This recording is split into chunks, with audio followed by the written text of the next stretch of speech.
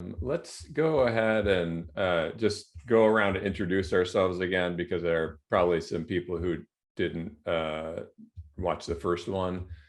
And I'll start. Well, I'll give the sort of format of everything in case people didn't join the first one.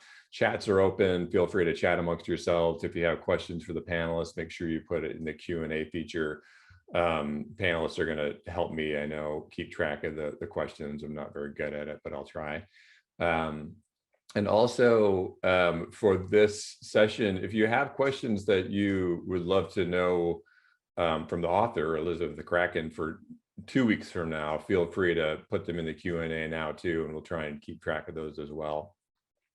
The way that this works though is that we covered the first two parts of the book, 1 and 2, and I kind of cheated and went a little bit into part 3 last time too, but we're going to try and cover the rest of the book today, and anything that we were not able to get to, I think we'll probably be able to finish it out though. We'll finish in the 3rd session, which is happening 2 weeks from today. And again, the author, Elizabeth the Kraken, will be joining us that day, and we'll, have some questions for her and get some interesting stories about her process. I'm sure. I'm really looking forward to it. But please, just as attendees, really want to hear your comments, your theories, your ideas about the book, your impressions, opinions. We welcome those. I'm Emil Kressel. I'm the Director of Learning and Development. This is a series that we do, a campaign that we do twice a year. This is only the 2nd time we've done it, and we're doing campaign throughout campus to really encourage people to form their own reading groups around campus. And then at the end of this, we are doing this panel discussion and having people join in from all around the UT community. I'm going to let the rest of the panelists introduce themselves. Karen, do you want to go first? Yeah, because I just took a sip of something, so let me give that out. That's why I picked you. Good.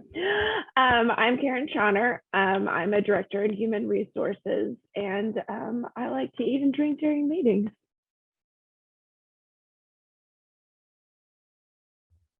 Brianna, you want to go to next? Sure. Hi, I'm Brianna Duran. I'm the Campus Environmental Center Coordinator with the Office of Sustainability. Canaves?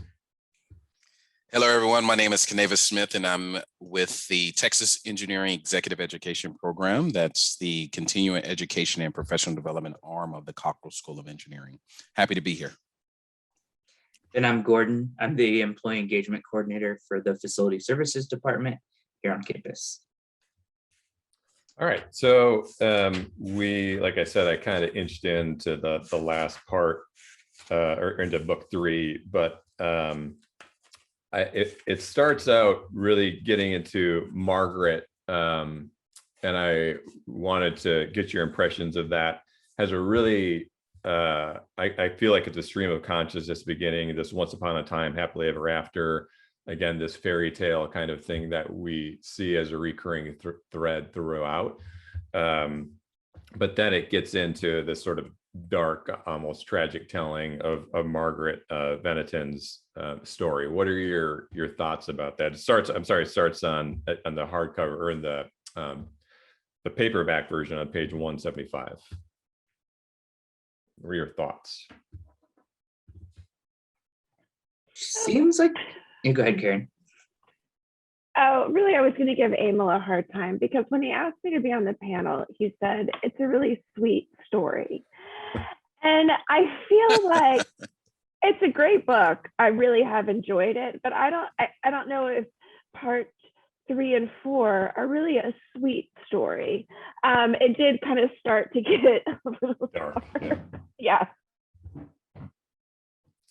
I was kind of torn, just like on Margaret. I think, like, in general, just because, like, she does seem like a pretty sympathetic character, but she can also be, like, really manipulative at times. And so it seems like she thinks that she can orchestrate, like, how interactions happen and, like, how her life goes. And, like, she's kind of went through all of these, like, different iterations. I feel like when we first met Margaret, she was the I don't remember what they actually called it, but she was like the nanny. right? And she wanted to be part of that family. And then they sent her away. And then she dropped off. I don't know why I'm blanking today. Daughter's name, Minna. Yeah, dropped off Minna. She thought she was gonna like live with them there and also take care. And then the family was like, okay, that's good, bye. She like stayed close. And then I don't know how in the world she ended up with Nahum. But that was a very interesting, like almost soap opera-y like plot. Yeah. What did you guys think about? Sorry, go ahead, Emma. No, go ahead. I was just going to ask. She finally got her own family, and then it was like she wasn't really happy with it, and she still wanted Minna, at least for a period there. So, any thoughts on that? I mean, she seemingly had everything she wanted. Right, and that's what I was going to bring up as well. Her longing for Minna, it made me sympathetic for her. So I was confused. I was really confused how to feel about her. I don't know if that's just the complexity of the character or was it just me? Like, I didn't know what to do. Yeah, I went back and forth of, I want to like Margaret, to, I'm not sure, and then feeling sorry. And then I started just kind of thinking like, well, she just doesn't know who she is, and so she thinks she wants something. It's kind of like, and maybe I'm going in too deep, but in the first session, we talked about kind of the role of women and Bertha and all of that. So it's like she thinks she wants something because that's what she's been told she should want, or she gets a taste of it. And then like all of a sudden it's like, I've got these boys and one of them gets drunk at the age of 11 and that's great. Where's Minna, who's this successful, perfect person, I don't know. Yeah, I mean, I guess, and you saying that, I mean, she was an orphan, right? So I guess she never saw like good parents. She never had that. And so maybe she just honestly didn't know what she was doing or, how she was supposed to be. Yeah. It's just that simple. It's like, I'm going to sound, well, not like a nice person, but sometimes like when you interact with someone and they're not necessarily nice, you're like, they must have not been hugged as a child. And so it's like Margaret, she definitely was not hugged as a child. I think there's a temptation to do a lot of psychoanalysis with these characters because she introduces you to the characters and then you get the backstory. You think, that's where this neediness that Margaret has is coming from, is that she was abandoned as a child and she's seeking love from people who have their own families. And I think that's part of what she, her desire for Minna and, for the Spriggs in general is because she couldn't have it because they already had their own families. And then when she had her own family, it wasn't what she wanted. Yeah, I think that like when she was, there with Minna, that part of it might be like she always wanted a daughter and she ended up having two boys, but also could be more of just like she talked about all the different like anxiety that she had about, keeping her kids safe and not letting them like die. It's a different like level of responsibility than like being a nanny, like being an actual parent. You're there, like it's like 24/7 thing. You're not really responsible for the kids' well-being, but kind of. Something else I'm sort of realizing too is it seems like this book with almost every character, I think Louetta might be an exception a little bit, but it seems like they really focus a lot on these characters' faults way more than their positive traits. Like I feel like we see all the bad things and bad behaviors about all of the characters. Like you kind of feel like none of them are great or good. I mean, they're real, like it kind of makes them more real, I suppose. But there's no like, again, I think Louetta seems like a bit of an exception. And Bertha to some degree too, you see more of her positives, but the others, have very few redeeming qualities that are talked about in the book. That's true. Yeah, I didn't True. realize Great that, but you're absolutely observation. right. Yeah. Mhm. Yeah, because I was thinking they all had some piece of wishing that their lives were a little bit different. Like even briefly at the end when she talks about Luetta, it'd been like, I'd always had all these people around me, and now, oh wait, I do like being by myself. Like I'm gone, like I'm off. But yeah, I hadn't thought about how like really you just see they're not very great people. They're definitely not sweet, Emil. The story was sweet. Uh-huh. So what about that with her sons, Roy and Arch? And I hate to keep harping on it because we talked about it quite a bit last time too, but that damn doll, like we could talk about that a little bit later, but it's connected because of this maternal thing with Margaret, where Arch is like seeking some sort of comfort from this creepy doll. But anyways, let's start with the sons first. Like, what are your thoughts about their relationship to each other, Roy and Arch, and their relationship to their mother? When they first started talking about the brothers, like when they were younger, I got to thinking like this seems like a very like stereotypical like binary dynamic between brothers. You have the rough, tough one that's bigger, and then you got the scrawny one that's like more in his feelings. And then I feel like at some point they kind of like switched, where like Roy became the more like thoughtful, empathetic one, and then Arch just like kind of went off the rails there for a bit. I always felt like Roy was detached, like I didn't see that switch. I think it was just the way that maybe she described them, like when we first were introduced to the sons. I think they were like, oh, like you know, early 10, on. yeah. Oh, I like see. 10 years old or whatever they were. Yeah. So what about it? And I'd like to hear from the attendees, people listening in, you're just through the chat, your thoughts about Roy and Arch as well and their relationship, and your thoughts on Margaret. But do you think that she was a good mother, or she did the best that she could? I mean, for all intents and purposes, she was a single mother, you know, and then later on she really was. But what do you think?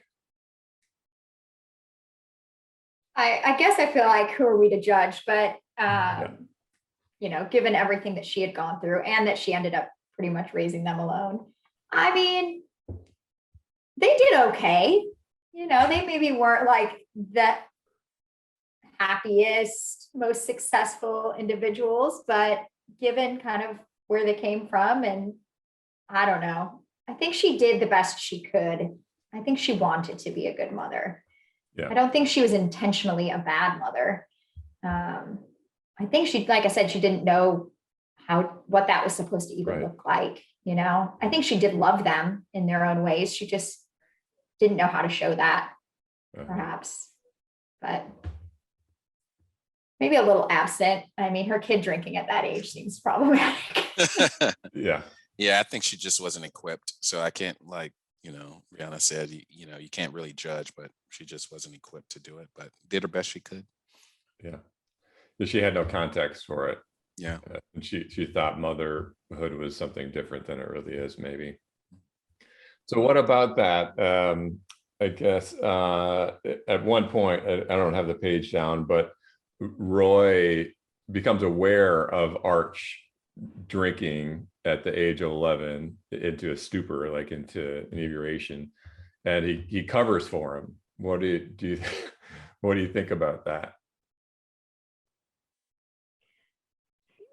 Brotherly.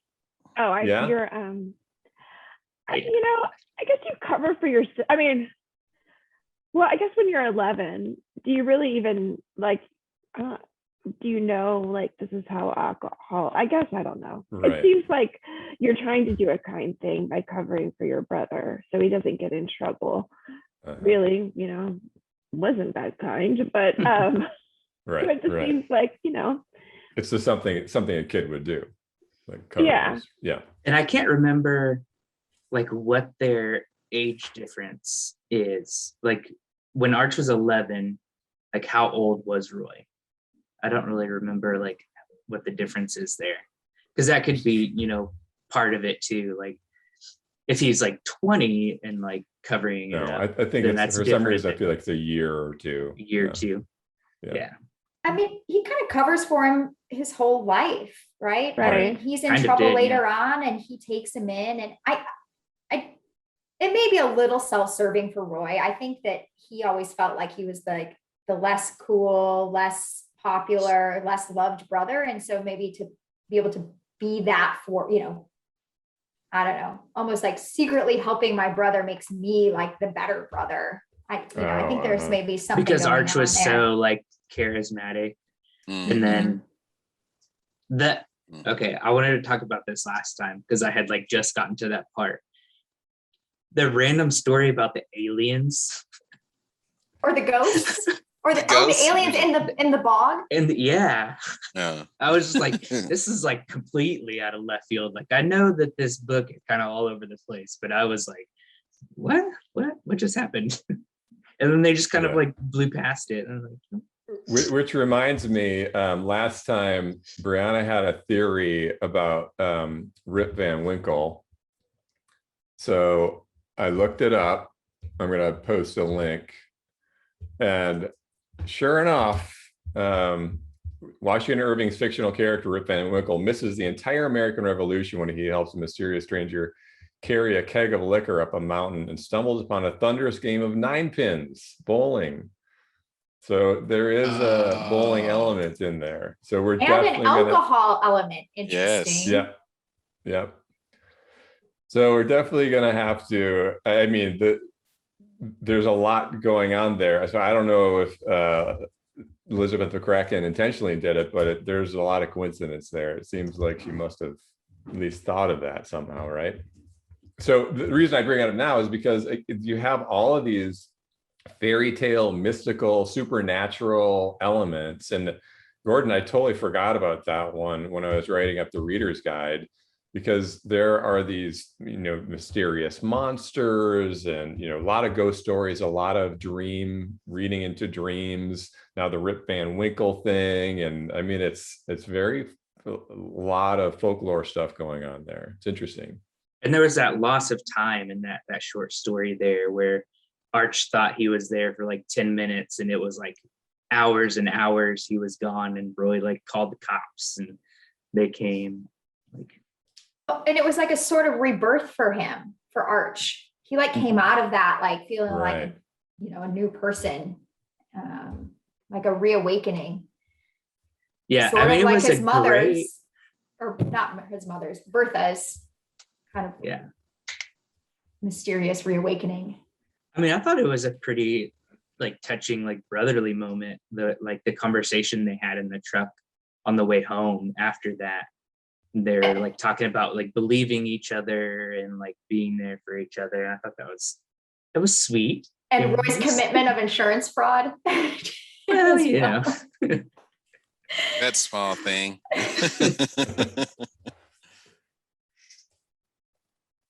Let's talk a little bit about the alley itself. I think we talk about all the transformations that it goes through. And I touched on it last time too, about how it's really a character in the story, and it's the only sustained character throughout the story, because we lose everybody.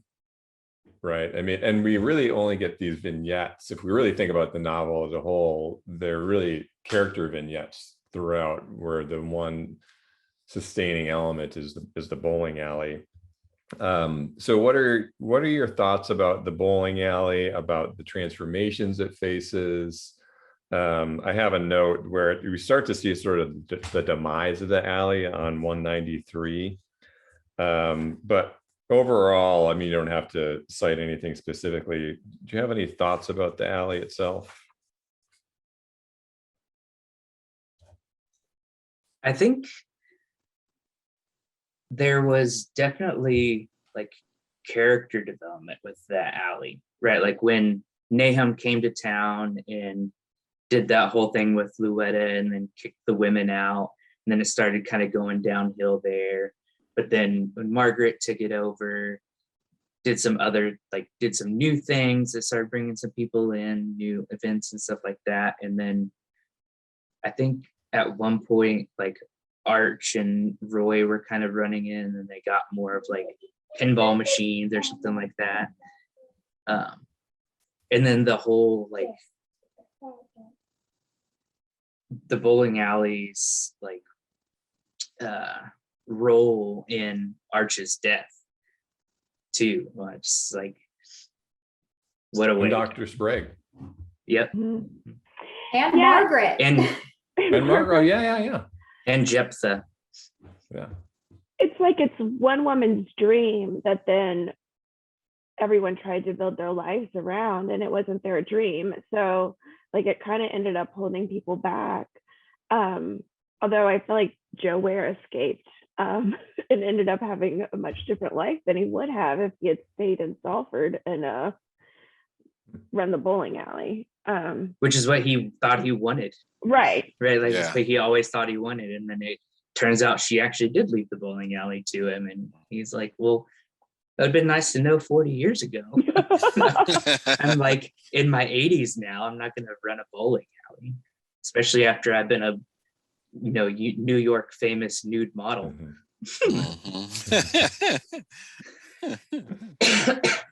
Well, yeah, Roy and Arch, I mean, I think both of them refer to it as a curse. I mean, it really is sort of a curse to a lot of people. And they end up opening their own, like right. they're not even like, oh, let's go back and run our. It's the only thing we know. So right. But we're gonna open up our own. Yeah. Yeah, it's really sad, actually. Bertha, it was kind of a beautiful thing she created there. We talked about it last time, like this space for, women to people to be who they, truly were and wanted to be. And then it like literally was terrible for everybody else. Like, right. I'm sure she didn't intend for it to be like that. Yeah. Like how terrible that her legacy was so hated by like everybody else. There was that short little snippet story too, where one of the bowlers from like that, I don't remember what they called them, something nickel. half nickels, the like veterans that were like missing body parts and stuff, where that one guy like got hit by a car right out front of the building and died. Yeah. It's like there's a lot of death involved with this place. Right.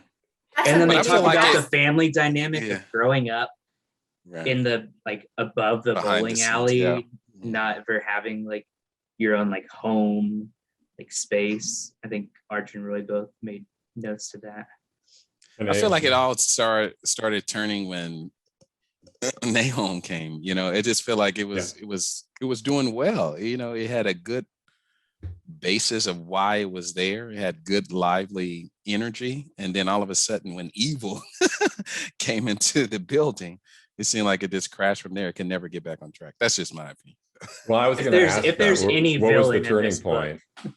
Yeah, because that's interesting. I mean, and I think you're right. He was sort of the malicious actor that came in, and it turned everything on its head. Yeah, it's like he clearly was a terrible husband, right? That's why she must have run away. And so it's like he tried to ruin her life while she lived, and then he ruined her legacy as well. Yeah. Right. He tracked her down to do that, like manipulated the entire situation just to destroy her or try to destroy her once again, in my opinion. That when we found out, because I think that was one of the questions in the reader's guide, like when we found out who Nahum really was, I like kind of felt proud of myself for like somewhat seeing that coming. Like I remember like when he came to town, people were like, this guy's too old to be Bertha's actual son. And I was like, I bet he's like X or something like that. And then I was like, yes, one time in this book, I saw something coming. Oh, so you did see it coming. Anybody else? That one did. I did not. Karen did? You did? I did. I was like, there's no way it's her son. Right. Yeah. And so I had kind of thought like, maybe it's her husband. And I don't know if it was because I really saw it coming or like I really just didn't want her to be the person that would just walk away from her son. And the story that he told just was not believable, I thought. Yeah. I didn't think he was a son, but I didn't say husband, when I read the story. It was just more of like this shady guy. I can't wait to figure out who he is. Right. So then on page 199, there's this whole, he shaves his beard. And I think that there's a lot of symbolism there about the reveal, like he's really showing who he truly is, because that is when we start to finally see who he really is too.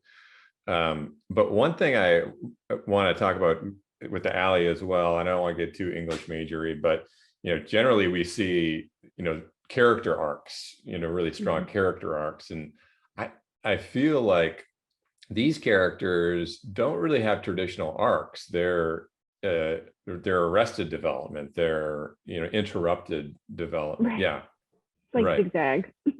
Yeah, but the bowling alley, you do see some sort of arc. It's probably a tragic tragedy, but again, that really sort of points to the alley as this strong character. But Right.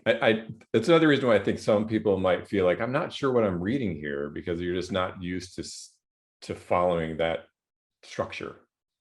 I started to think about it last time when we talked about the bowling alley kind of being, the one thing that was constant throughout the whole book. I started thinking about how these characters interacted with it. And it was almost like I saw the bowling alley as like the sun, that it has this gravity that it like pulls people in. And so like when their like orbits would come back around and like get closer, they might get like sucked in for a little bit and then they kind of make their way back out. That's interesting. Yeah. They can't escape it. Certainly not, Arch and Roy. So one thing I had in the reader's guide, and I don't know if this will resonate with anybody, I'm going to try it anyways. Do any of these characters, do you recognize them in your own life? Are there relatives or friends who seem like, oh yeah, Roy is definitely my uncle or something like that? There's pieces, like I even think there's probably pieces that I can identify with. Maybe I shouldn't say that out loud since we talked about others. I only identify with Luetta. That's it. The perfect one. Right? The perfect one. Yeah. But yeah, I think you see the selfishness, the not knowing who you are pieces. Right. Well, I think that's the thing too, is that we talk about how we see more flaws than all of them, but they're, except for maybe the exception of Nahum, who is like almost all bad. They're understandable flaws that we can sort of recognize in ourselves, and I think that's what is some appeal to the story too, is those characters. They're the real kind of flaws that we see in ourselves and other people. Yeah, kind of like it seemed to me like with all of these characters, like there was Nahum, obviously, like on one complete end of the spectrum, kind of like Luetta on the other one. But it seemed like the other two were kind of like two kind of groups of people. There was like the mostly good people that had like some weird stuff, like Roy sneaking into people's offices when he worked at the college. And then there's people who are like mostly bad, but they also have redeeming qualities, like, Arch, right? Like there's some times there where like I think Arch was probably the best dad in the book.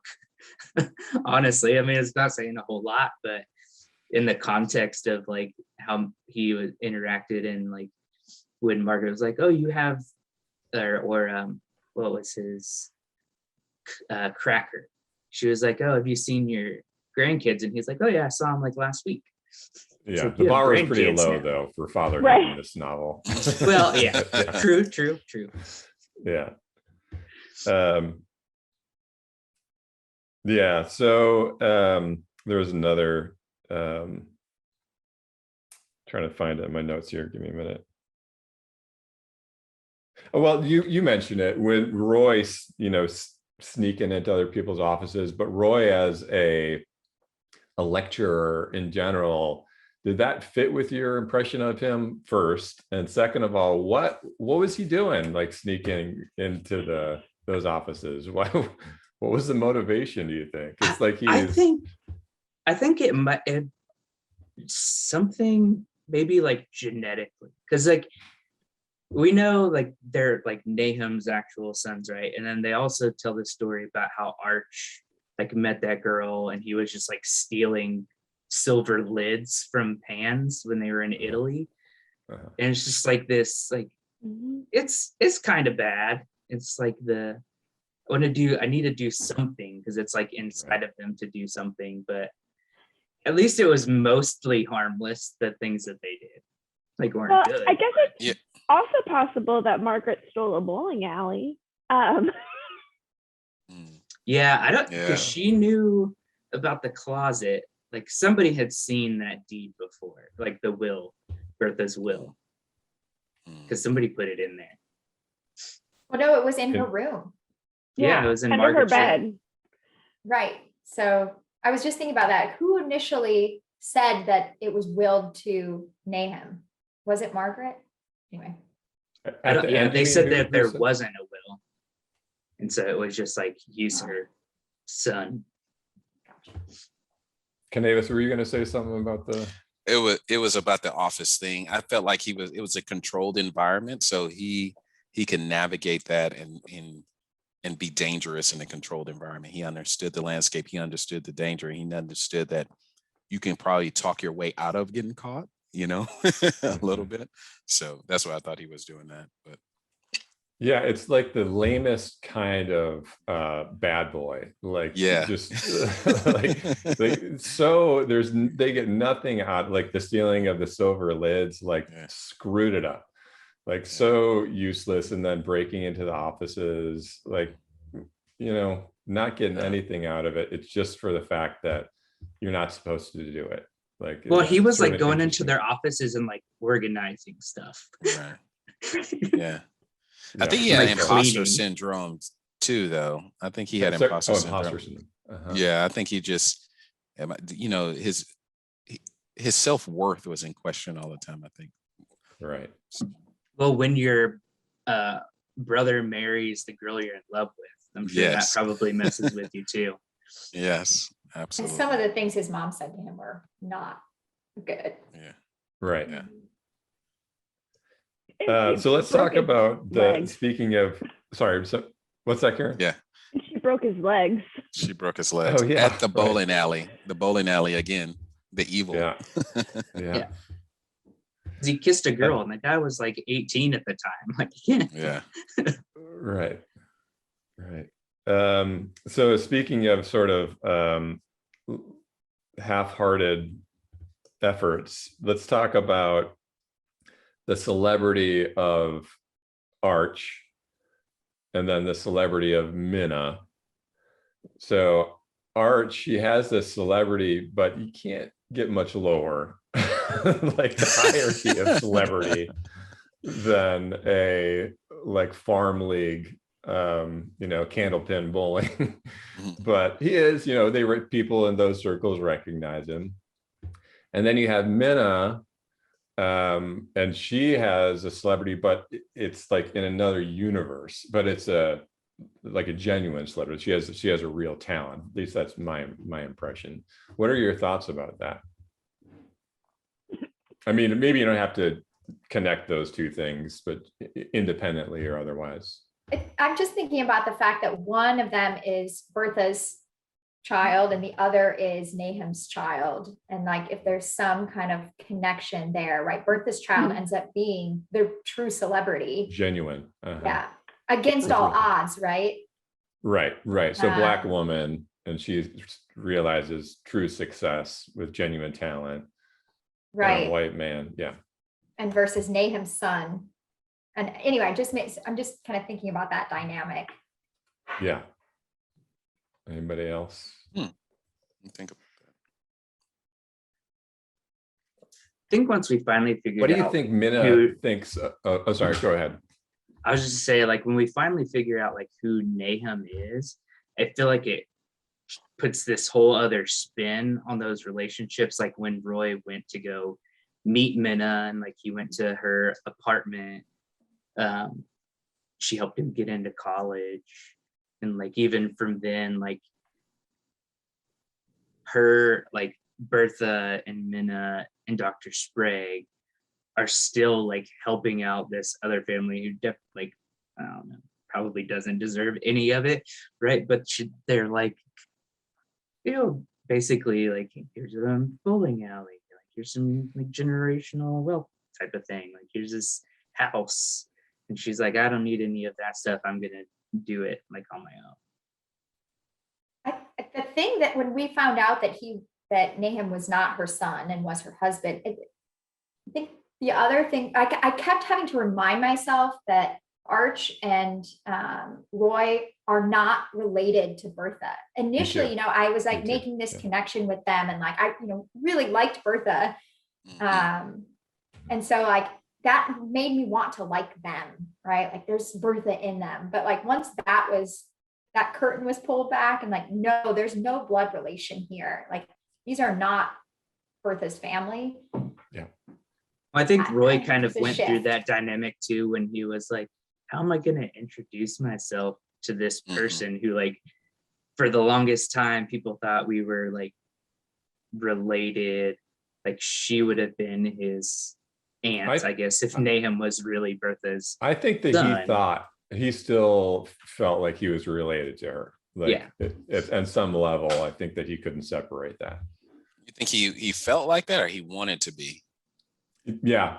Maybe the second thing. Yeah. I think he wanted to, because I mean, not an attractive lineage. Yeah.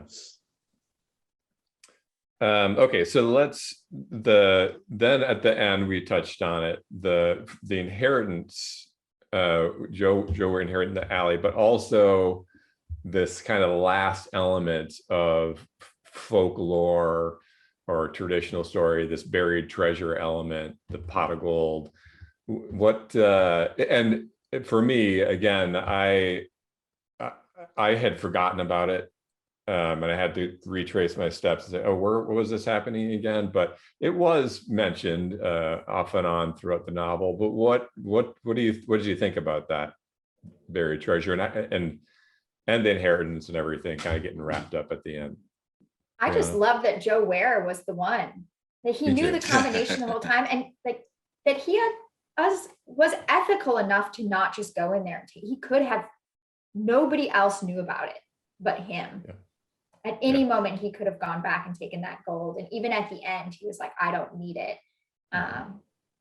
Joe Ware, I would say, is the other, like, mostly positive, primarily positive character in the book. Anyway, I really loved that it was him in the end. What I thought about, like, Arch died because he wouldn't, like, he probably didn't know the code either, but right, like that guy was like, open the safe. He was like, oh, there's probably nothing in there. And like, what would have happened if he did and like go and open that? They probably wouldn't have found it underneath the hidden panel in the bottom. But Joe Ware also, he had his flaws, yes, but another thing about these characters in the beginning is, at least I did, totally underestimated them as sort of these one-dimensional or maybe a little obtuse.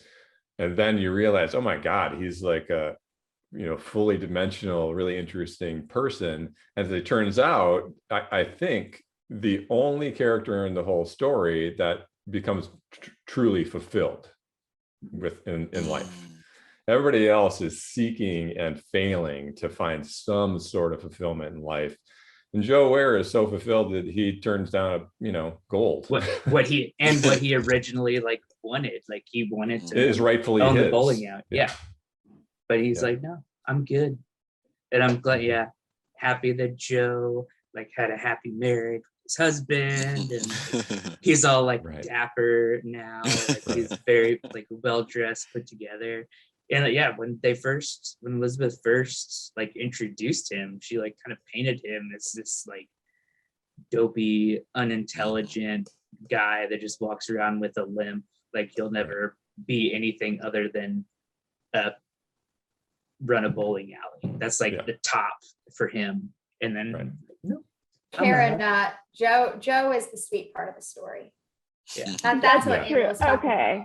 about. I was trying to think back. Right. Like I can't remember them saying really anything negative about Joe Ware. He was grumpy. I think at the bowling alley, he was kind of. Not that that's a terrible thing to be grumpy sometimes. Well, I mean, he was like kind of exploited at the bowling alley. Like, I don't know that there's anything negative, but I just didn't give him a second thought. I just felt like he was sort of a dunce. Right. Like Bertha would try to, like he was one of the bigger ones that would try to tell Bertha, you can't do that. Like, you can't have women here. Like, you can't, like, it needs to be this way. She'd be like, that's true. Yeah. Forget you. But I think she had an impact on him to kind of challenge that. Like as he got older, he reflected on it, because like he had lost his first love in the molasses thing, and like nobody even knew about this whole like other part of his life. But then he goes and starts over because he's accused of murder, and restarts his life, and it's just like, right.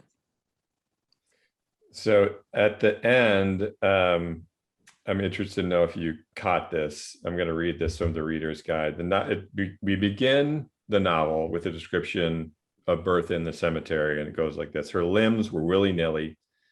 Even her skirt looked broken in two along its central axis, though it was merely divided for cycling. And then at the end, where we see a description of the doll, the Bertha doll, on top of the pinball machine. And it's described as her skirt was split down the middle for cycling. Her limbs were willy-nilly. So what do you think is going on there about bookending the novel in this way? Obviously intentional, but why? I didn't catch that originally. I remember them like talking about the doll's like skirt and thinking like, oh, they were trying to make this like as accurate as possible. And then there was the whole like thing where the ghost hunter guy came in. There's like all this like mystery around the doll itself. Like it just leaves and it shows back up, and it like moved around at some point. They said it like moved around the alley. And like I saw that kind of last bookend as like this has always been about Bertha, and like she was there throughout the whole thing, even though she died this like early on. She was still kind of like pulling strings, I guess, and like orchestrating things. Anyone else? I guess it's like she was at the core, or the bowling alley was at the core, which she started, of everything, so I don't know if she was still pulling strings, but it was like, her legacy is what impacted almost all of the characters' lives. And so maybe that's kind of the bookending the bookends. Also, Joe Ware was the one that found her like that, and then he put her back into that. Oh, yeah. Oh, that's true. Look at that. I don't know what that means, but That it all is comes back great. to Joe Yeah. Ware and Bertha. Anyway, That's great. I didn't put that question together. for the That's good. author, perhaps. Yeah, which we'll get to in a minute. I just want to have, so I want to, the last thing I'll ask is what questions you want, and we can obviously do this live, but the last thing I'll ask you is questions for Elizabeth, but two more things before that. One, were there any passages or scenes or characters or anything throughout the novel that really, struck you, that you maybe, underlined or highlighted, or that you remember in particular? And I'll go first, and as an example, this is kind of an obvious one, maybe a cheat, but I'll take it. The Molasses Flood was just so striking and educational. But the reason why it's really struck me is because of the layers, what I sort of mentioned before, of how it seems ridiculous and yet is ultimately so tragic. And I felt like it really kind of epitomized McCracken's writing in that way. I just thought it was a fascinating scene, but I don't know. There's a lot of vivid imagery, I think, in that section as well. That like kind of made you feel like you were there. It was like so descriptive. Yeah, I think for me, like I said earlier, like the alien thing was just like, to me, like I know the book was all over the place, but for some reason that one just kind of like came out of nowhere for me. Woke you up. Yeah, I was like, whoa, is this turning into like a sci-fi novel now? Because it's fine. Like, is Arch about to get abducted? I don't know. Anyone else? Minna was kind of fascinating to me because she I guess was sympathetic. Well, I guess the letter writing and things like that, I thought she would just detach at some point. It was just a lot of things that she chose a different path than I thought she would choose. But I think that character development was very interesting to me, and it was exciting to see the next steps and how it was evolving. Seems like she was the only one that like escaped that gravitational pull of the bowling alley, and the way that she escaped it was by both of her parents dying. Right. And like, she was firm and not returning too, and in a sense, like, I'm good. Yeah, I've moved on. Another one who's fulfilled as well. And I think the thing with Minna too is that she could have been really dismissive, right, or sort of looked down on that whole part of her life. I mean, I think and it very easily could have just not responded to that correspondence and said, I'm done with that part of my life. But instead, she at least took the time, but it just wasn't, she had her own life at that point. I think that was an interesting thing about Minna. Yeah, I was glad that she didn't come back to the bowling alley. Like when she was in town, I was like, oh no, are they gonna like get her back in? Like, so I was glad. I was like, okay, good. No, she's done. She's walking away. Like, yeah, and she was willing to help the college, connections and things like that. So I just thought, she's doing her part, but not trying to, go back to the vacuum of the city where she originated. And she was old enough, in my mind, to remember, but strong enough to stay away. Because, a lot of people were drifting back to what they knew and what they felt comfortable with. Right. She wasn't there like long enough to really get completely like cemented into all of those things. And she had seen the world, so she knew what there was outside of Salford, which, Margaret, really had. I mean, she rode on the train and worked in that restaurant, but, she still ended up back up in Salford, whereas Minna had the experiences to know there's more to the life than this bowling alley and this house. That's weird. It just all to me leads back to Bertha and Sprague. I mean, they both like went and did, I don't know. They didn't get like kind of like Bertha could have stayed with Nahum and been miserable. And, she just like cut that off. It's the same sort of kind of behavior of like, I'm walking away from that and I'm starting fresh, and like, I'm not going to get pulled back into that. And I think things were a little bit different for Leviticus, but he, became a doctor and, moved away from Canada and kind of did his thing. So I think she just had that strength of character, because his whole family still lived on the farm where he grew up, right? His family owned that farm, and he was like separating himself from it. Yeah. So the last question, we'll get to the questions for Elizabeth. What was your overall impression? What are your thoughts about the novel? I know it's hard to do because there's so many things going on there, but just, generally, what did you think? I like the general quirkiness of it, that it was kind of just like all of these different things happening, and it gets to a point of there's so much jumping around that your brain doesn't try to put it all on a neat timeline. At some point, early in the beginning, I was like, I need to keep track of this. I'm write what year they said this and kind of see how it plays out. But then there are so many.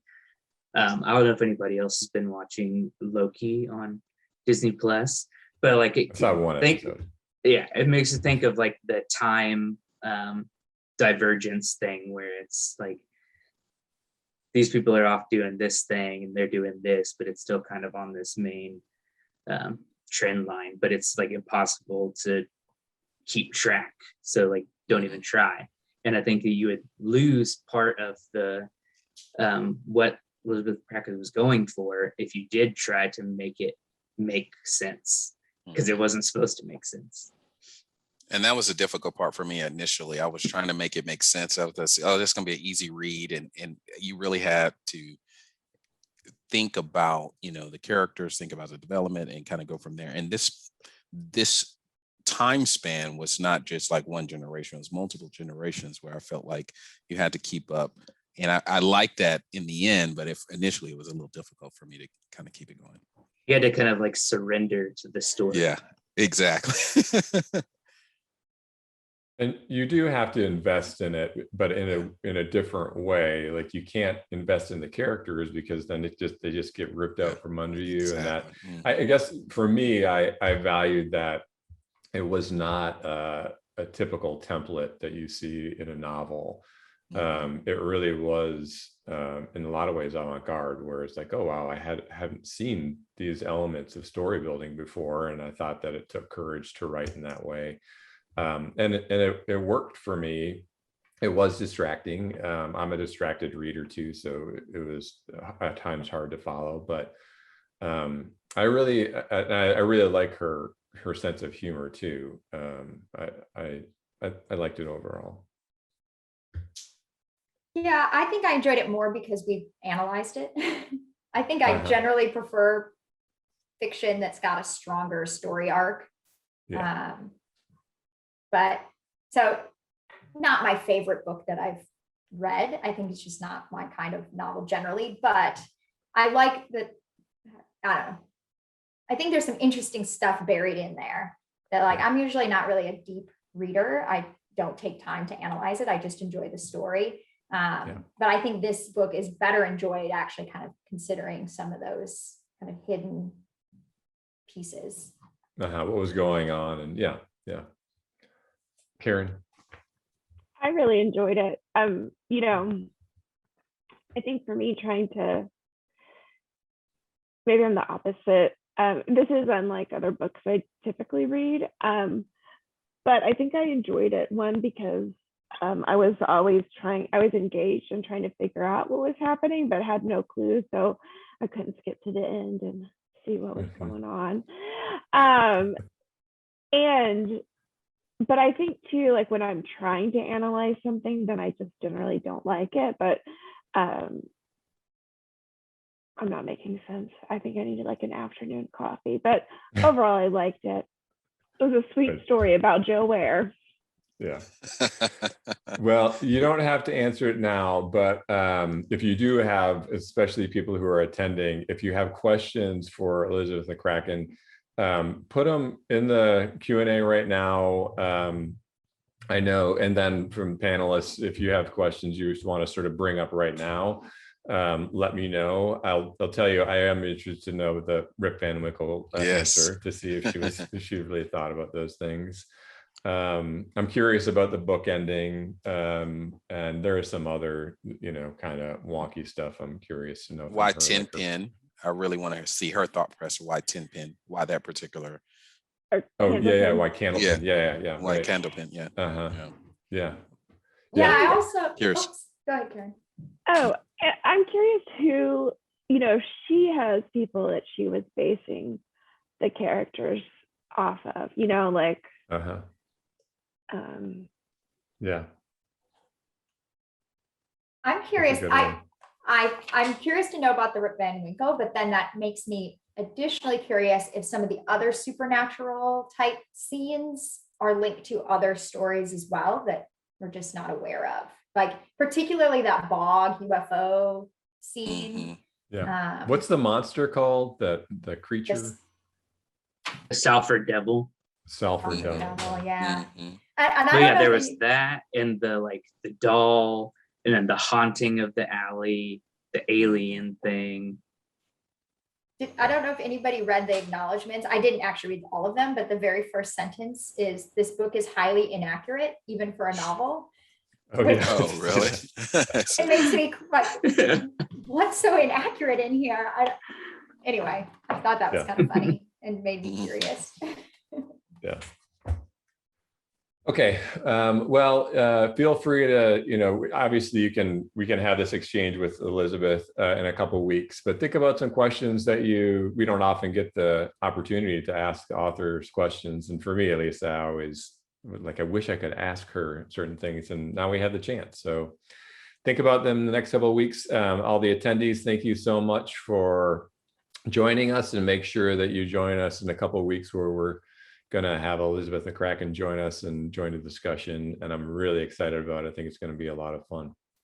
Thanks, everybody. See you in a couple of weeks. Bye.